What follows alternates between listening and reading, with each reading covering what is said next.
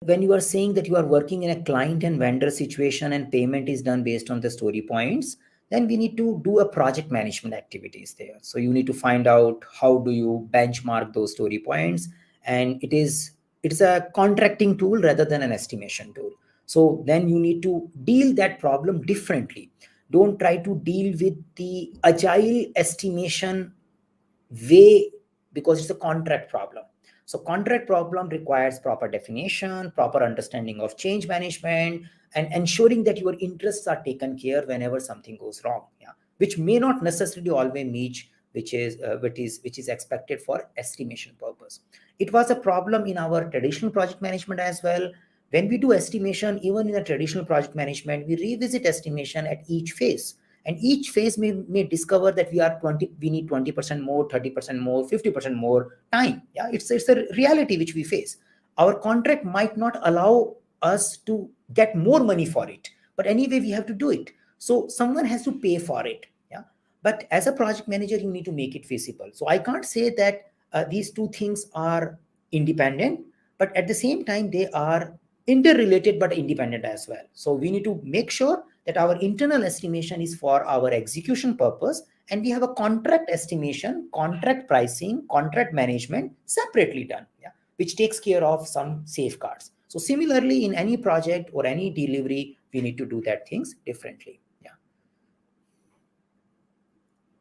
And that's a question which I'm saying that, how do we start estimation in agile methodology in a fixed project? So I think you don't do agile estimation when you have a fixed project. And I would personally say that you don't apply agile there, because you don't want to do something which is not suitable here.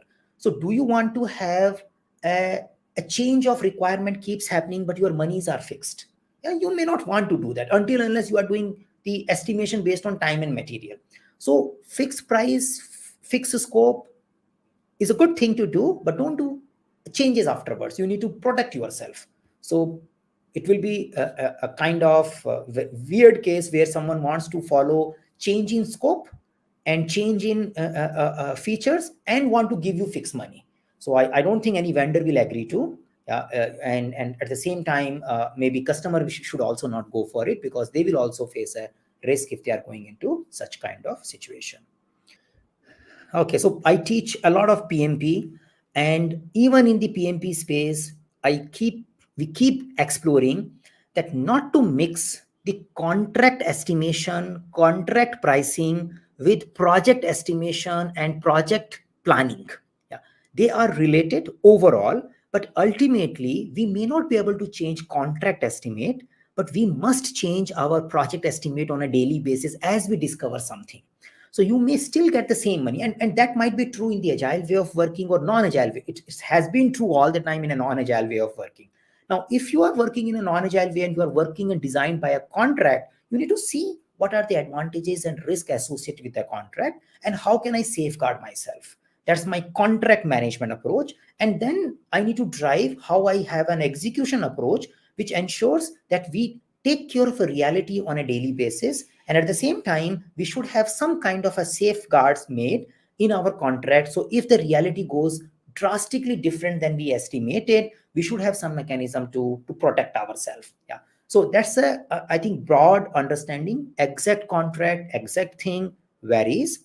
But if you have a fair understanding of your work, the doing incremental requirement analysis and talking about incremental things may not be useful. Say I want to make a solution for a compliance requirement, and requirement is already given in a book to me by the government, and then I already have a requirement. Probably I can still do iterative or incremental development to deliver things early, but at the same time the requirement is already given to me.